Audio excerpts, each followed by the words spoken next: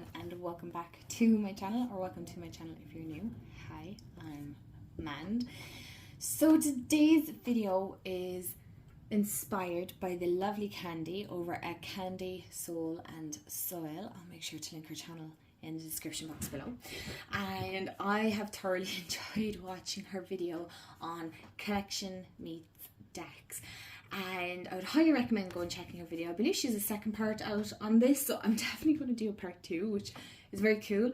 I don't know when, I will eventually, but this is my first take on this, and I thought what a wonderful way of incorporating the things that you collect, that you love collecting, with your decks. I mean, there's definitely that how what we're interested in kind of stems into the next, whether it be collection or interest or anything like that, so how they all kind of correlate together.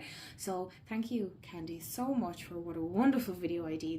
I had so much fun picking out decks here for this. So if you haven't guessed, well, if you're around a long time, you know I have a huge love of crystals.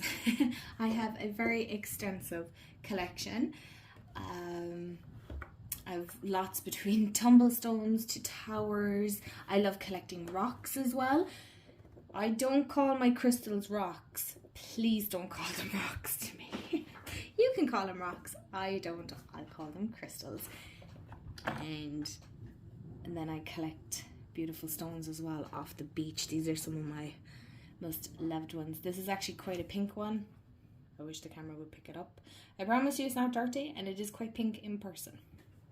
So I thought this would be a great way to not only just show off some of my crystals. Actually, let me pick this one up because this one is actually in this. And because I know some of you are crystal lovers as well. And I can show you the decks that I feel like relate to the crystal that I have within my collection. Again, I have all kinds, and yeah, I not only collect crystals, I also collect books. I know I collect other things as well. They're just they're not coming decks, but definitely decks, books, crystals. I also have an ridiculous amount of incense sticks. I don't know, I seem to pick up a box every time I go to a holistic store, so I have a massive amount of those. And then journals as well, so between making journals and buying journals, I haven't bought a journal in forever. Anyway, stop yapping and let's get into the video. Okay, so the first crystal, are not any of these, is my strawberry quartz that has made an appearance on my videos so many times, and I absolutely love my strawberry quartz. I have names for all my strawberry quartz. I'm trying to look here because I know, oh yeah, she has a rainbow on her head here. Yes, I personify my little crystal skulls. I actually have a couple in my collection. I have 2 biggish ones, so these would be my biggest ones, and I have a medium amethyst one, and I think I have 2 small scullies as well. So was that 2, 3, 4, 5 skulls? I think I have 5 skulls in my collection. So this is my strawberry quartz, and oh my gosh, it's one of my favorite crystals after amethyst. Amethyst will always be my first love. I have ridiculous amounts of pieces of amethyst. I have 1, 2, 3 pieces here, and a 4th one that I'm going to show, and tumblestones and the whole lot. It's one of my first loves, but I wanted to show my crystal scully, who I love immensely. My wonderful fiance bought me this 2 years ago, I want to say, and she's hefty. She looks dainty and she looks very cute. She's heavy. She's very, very heavy, and she's a gorgeous strawberry quartz, and I love that. I also have another gorgeous sphere. One second, let me show you. So this is actually, oh hello, you can see me. This is the first piece I ever got. I feel like I'm showing this so poorly. Okay, maybe this might be a bit better. But she is so glittery and so shiny, and I feel like the window's really taking from this right now. It's very annoying. But, and she's like little black inclusions, and so I don't know, is it tourmaline? It could be because strawberry quartz is obviously a type of quartz, and she's flashies and things like that. So I might try and get a better video later and hopefully remember to pop it in. But I love strawberry quartz, and for me that's all about my heart center and coming from a place of love and that sacredness and connection with self. And again, did I say that, coming from a place of love? And so the deck that I really feel like embodies that for me is the Sacred Rebels Oracle. It just so happens that they match color wise.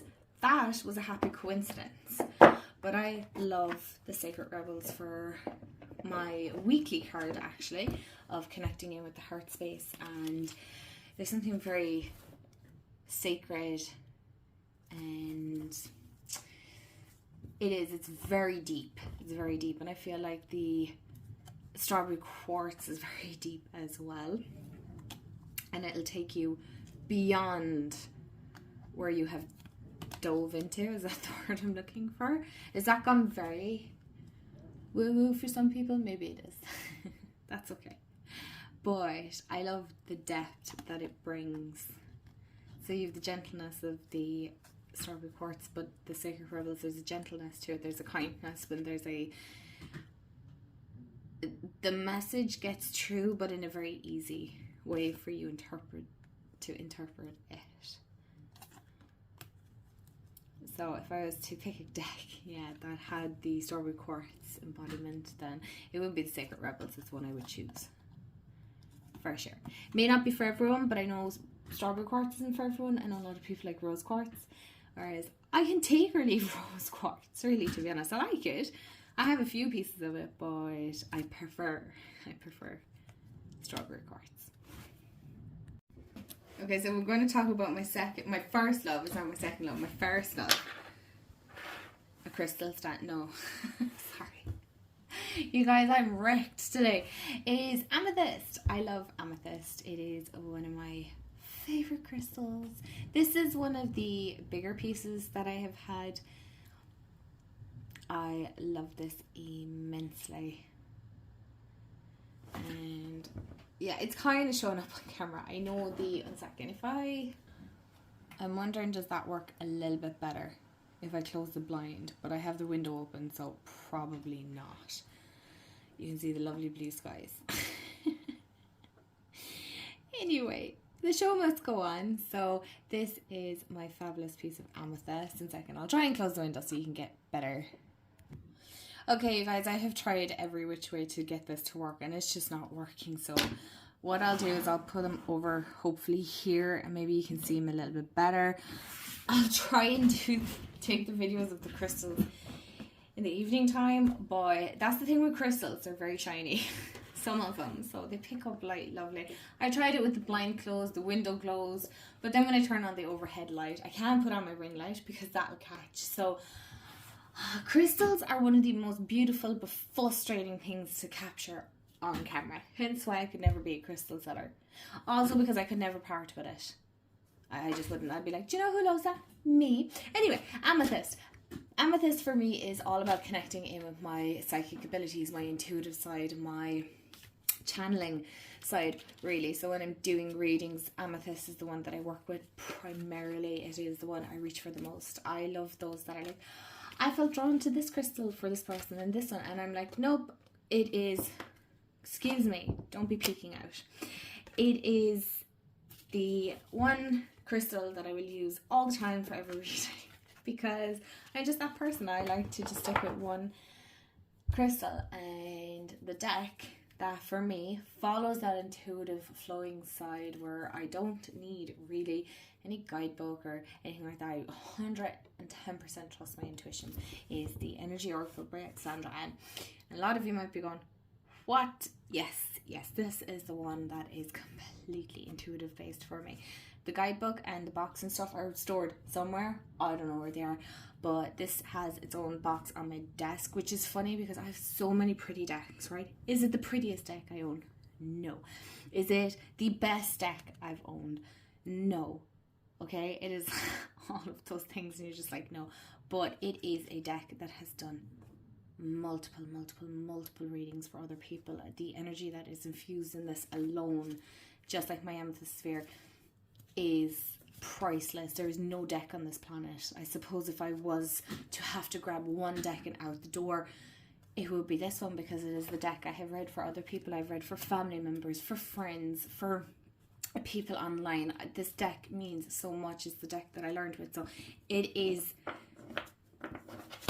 the most important deck to me, just like Amethyst is.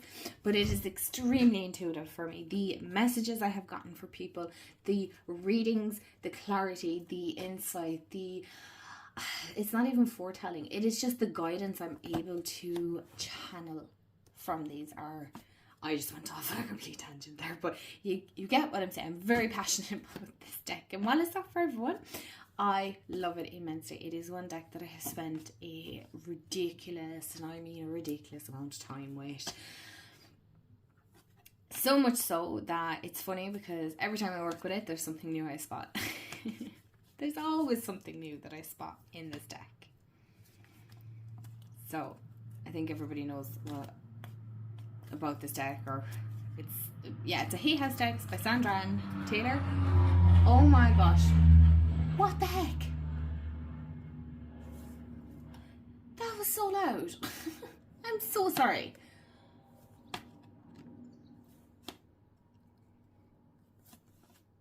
A star warning. Could have done an airplane warning too, thank you very much.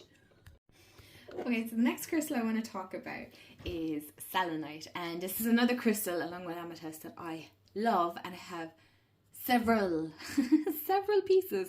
I have a lot. I have this one, I have a sphere, I also have a tower, I have another spirally wand that I got in Scotland, actually. The only thing with Selenite is it's a very soft crystal, right? It's actually a derivative, is that the word? Or it derives from salt. Did I say that already? Anyway, yeah, Selenite derives from salt. So this is one that you cannot use in water. It will get damaged. I haven't tested the theory. I have no intentions of testing this theory. And I also have a beautiful selenite lamp over there as well, but that's a raw version of selenite, right? So these are polished versions, but the only thing is they do chip, they mark very easily. And I know I have a couple more other selenite pieces. I have a dagger, and I'm sure I have more. Oh yeah, I have another selenite tower down in our room and stuff. So there's crystals everywhere. Actually, when I think about it, there's a lot. But yeah, the selenite lamp is one of my prized possessions after my amethyst sphere, which is my most beloved crystal. But selenite is a great crystal for cleansing, purifying. Even I use it for cleansing. This one specifically, I cleanse my sacred space after readings and things like that, and so I find this is great for directing the energy back out of the room if you like working with crystals that way. I don't use that one. I know a lot of people might be like, but do you not use this one because it has a point? I'm like, nope, this has its job. You know, every crystal has to have a job, so you need to sign it. So that's what this crystal is for. That one actually doesn't have, apart from looking absolutely stunning, I don't have a purpose for it right now. I will down the line. You do realise I just collect crystals sometimes just for the sake of it. But for me, selenite is very high vibrational, but in a less intense way. You know, the way like some would say moldavite might be. Though that is a very high. I don't have it, by the way, before anybody asks. No, I don't have moldavite. It is one crystal that I'm like, no thanks. I'm not there to test the theory. Whether you believe it or not, I'm not testing no theories. I'm way too superstitious for that. But selenite is so cleansing and it's so soothing. And honestly, after doing a reading, sometimes the temperature around my body, I suppose, my aura, whatever you want to call it, feels very, very hot. And selenite to me always feels very cooling on my soul. And so the deck that I feel like is the most cleansing and kind of dreamy would be the Healing Waters Oracle. Okay, I feel like this is a an oracle deck that just washes away any worries. You know, it doesn't... It's a very high vibe. I know you could pick other... That's the backs. But it's just, there's something very cleansing about water. So it's funny how I would pick a water deck with a crystal that isn't water. So do you see, there's always connections here, but I feel like this would embody selenite absolutely beautifully. Absolutely beautifully. I love the blues. I love how calming, and that's what, you know, selenite does. It helps cleanse and calm my soul, which is what this deck does. It's very calming. I find water very soothing, and because I'm pure Pisces, so it's just nice to go, okay, it's all gonna be fine. It's all gonna be okay. Okay, so the next crystal I want to share, and I don't actually have that many pieces of this, is Rainbow Moonstone. So it is actually a sister crystal to Labradorite, or Labradorite, I think some people call it. And yes, mine has a crack in it, if you haven't noticed. It's a very sensitive crystal, very divine feminine, very intuitive, and yes, I glued it back, and yes, it works absolutely fine. Okay, I get where some people are saying, you know, when a crystal breaks, you bury it back into the earth and, you know, you give it back. I'm sorry. I'm just going to say it as it is. Sometimes these crystals cost too damn much for me to be burying them back into the earth, okay? You're being glued back together and you will work absolutely fine. And they work absolutely fine. I have even bought crystals on sales, and they've been on sale, and it has been stated that they have been glued back together and they work absolutely perfect. So please don't feel like you have to go and bury a crystal that you have spent a fortune on, okay? Sometimes crystals, because they're minerals, they're you know, obviously stone, they can be fragile and they can break, and that happens, and it doesn't necessarily mean that it has served its purpose, okay? So if a crystal breaks and you can fix it, go fix it, okay? I was damned if I was going burying this, because it's the only big piece of rainbow, oh my god, rainbow moonstone that I have, and I wasn't going purchasing another one just because this one broke, when this one works absolutely fine. And no, the crystal isn't mad at me because I set that intention. So please don't feel bad, okay? I do have another like tumble piece that is lovely for them little necklaces, the spiral ones that you can pop crystals into. There are flashes. It's impossible, but because it's such a divine feminine deck, you can guess now from the deck energy. If you're an OG, you're going to know. But anyway, the deck that I chose, because this is such a divine feminine, it's a very moon card energy, is A Divine Feminine by Kokorina. This is the only technically indie deck that I'm showing here. And yes, I have it paired with Tiger's Eye, but only because the Tiger's Eye matches the back. That's really the only reason. But this is a beautiful divine feminine, and of course it matches that kind of moony celestial feel of the moonstone. You guys, I am so sorry. I've had a ridiculously busy week anyway, so my brain is a little bit foggy and stuff. So that is A Divine Feminine Tarot, not oracle, but it's a gorgeous one, and I feel like it fits color wise, no, but I really feel it fits the energy of a moonstone. Okay, the next crystal, I never move my moonstones out of the way. Anyway, look, they can chill out there. The next one I want to talk about, nope, it's not Amethyst. Can you guess? I've mentioned it a few times. I've actually quite a few pieces of this as well. It is Lepidolite, or Lepidolite, I think some people call it, but I call it Lepidolite. It is beautiful. Again, another one that I actually have a couple of pieces of, I believe. This one is so dreamy. Excuse me. This one is very, very dreamy. And I also actually have a skull of this as well. Let me move my moonstone out of the way. Where's my little skull? This is my Lepidolite Scully, who has smoky quartz inclusions as well, I believe is what they are. This is such a calm crystal. So as you can see, Lepidolite comes in all different kind of purples. So from deep purple to light purple to nearly lilac as well. And it depends on the grade of crystal as well. I'm aware of that. But this has like glittery, sparkly bits in it. And if my memory serves me right, I feel like I read this somewhere and I'm pretty sure I said it before, but there's actually lithium in it. Is that what it's called? Is it lithium? One second, let me Google that now. So yes, it's a lithium bearing mineral. I just wanted to make sure I was 100% right on that. But again, and I believe, is that used in certain medications for anxiety and depression and things like that? I know we've chatted about this with amongst my crystal loving friends, but this is very, very calm because, to be honest, I can get super anxious. It's not something I talk about here or anything like that. I don't particularly like chatting about that, but I have to sidetrack myself there now.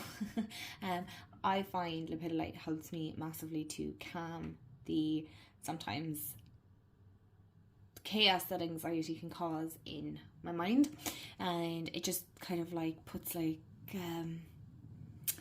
what's the word? A soundproof blanket over my head. That's the way I would describe that. And so Lepidolite has a very calming effect on me, and the deck that has the most calming effect on me is the Green Witch Tarot. It is one that I feel so at home with. It is one I love immensely, and it just makes me automatically very calm. Look at that! It's my favorite card with the donkey. It just makes me so calm. It soothes my soul like Selenite, and it just brings me back to myself. It quietens everything that's going on internally, you know, and it helps ease whatever is going on externally. I hope that makes sense. But yeah, I feel like the Green Witch is one that's very homey and calming, and it's like that warm, safe hug that feels like it squishes everything back together and everything feels right. So I feel like those two work beautifully energetically well, 100%. Okay, so we only have 3 more to go through. I didn't want to do this overly long. So the next crystal that I really want to show, and it's going to be a hard one to show, but it is a black obsidian. It's one that I haven't talked about in a very long time. So this is a scrying mirror. I don't use it for that. I did use it for underneath my pillow to help me sleep at night. Mine is quite scratched actually. Hello, you can see my phone.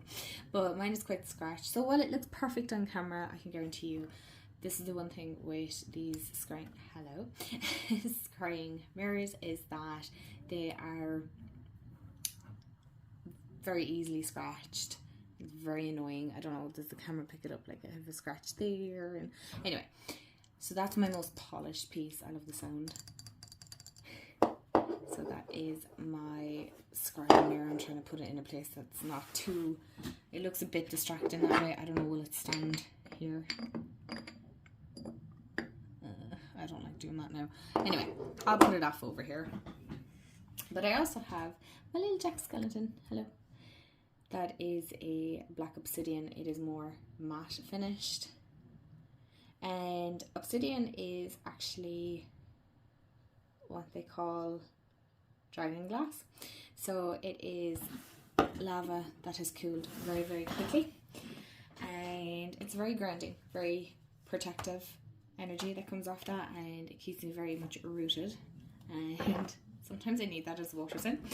And the deck that I picked for that is the Wildwood Tarot. So I do feel like this is a very protective, very grounding, rooted in self deck.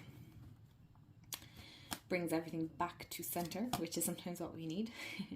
And that's what I feel like black obsidian does for me. It brings me back to center, brings me back to myself. It's one that I need to work with again because I've been slacking on connecting in myself and bringing my energy back to center, because there's always something to be done. Something always has to be done or looked after and whatnot. So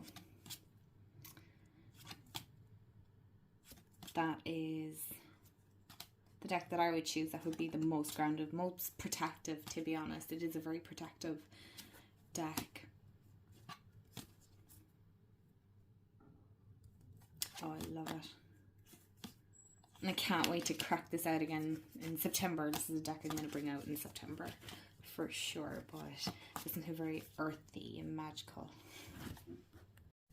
Okay, so the next one is, I just realised, a very difficult one to show as well. But I mentioned it earlier, and it is Labradorite. And this does have a gorgeous flash. It just takes a minute. You have to get it at the right angle. There you go. So this crystal has blues and purples. Purple is a very rare, or it's not even rare, it's just not very common in Labradorite. So if you can get purple, that's great. This one has a lot of gold, as you can see, blue, and it has bits of purple here and here, which was a magic find for me yesterday. I have this since February. I got it for my birthday. I liked it because I like it, the shape. It's unusual. I don't have a piece like this. I have a lot of Labradorite as well. Yes, I have lots of Labradorite, or labbies as we call them. I have a small piece here, a nice little cube. The flash in this one isn't the best, but she still is very loved. I have spheres. I don't have, and I have a palm stone. I have a couple of palm stones of labby, but as you can see, once you get that, but what really I loved about this wasn't just the fact that there's a magic flash on this that I didn't even recognize until yesterday. It was actually these stripes on it. Do you see? There we go. This is it. It was, to be honest, the most dull looking one out of the whole lot. And Jamie's like, are you sure you want that one? I'm like, yes. I loved the little stripies on it. It just called to me. And then yesterday, when I was meditating and whatnot, it revealed this to me. And I'm glad it's allowing me to show you here, because it is beyond magical. I could look at that forever. Okay, I've talked enough about this. But the back, jeez, the back of it is flashy too. Can you see that? So this is the raw piece. And it's a tough crystal, okay? I didn't damage it or nothing like that, just in case you think, oh my god, man, is it broken? No. It's absolutely fine. So this is polished, this bit, and then this is raw. It's like maybe semi-polished, so that's smooth. I suppose it's just smooth it, but look at that. Even in its raw form, it is extremely flashy. And I love it. Oh my god, I love that. Oh, I love this. So I love this crystal very, very much. And I thought, now, Labradorite has lots of different properties. It's quite an intuitive one. I can't think of anything off the top of my head. Everything I knew now has fallen out. But it is a very intuitive, very high vibrational, right? So I really feel that's more connected with your crown chakra. Yeah, your 7th chakra there. But I picked it because of its flashiness, and I was like, what deck is my flashiest? And I didn't even have to ask. It was my Starman Tarot. I feel like if you pair two crystal and a deck. Now, I know I keep a piece of Unakite in with it because I just feel like it matches the energy of the deck. But for the flashiness and the extravagantness and intuitive as well, you tell me this isn't Labradorite in the deck. Honestly. Okay, let's not set it on fire. Thank you very much. The candles always seem like a good idea until I'm filming. Oh, I love this. It's just so flashy and loud, but subtle, right? It's like Labradorite. It's subtle, so yes, it looks like it's in your face. But my god, are the messages subtle now. And it's one that I love. I really love this deck. It's so underrated. And I feel like Labradorite can be so underrated as well. I know everybody went through a phase of loving it. And now it's just like...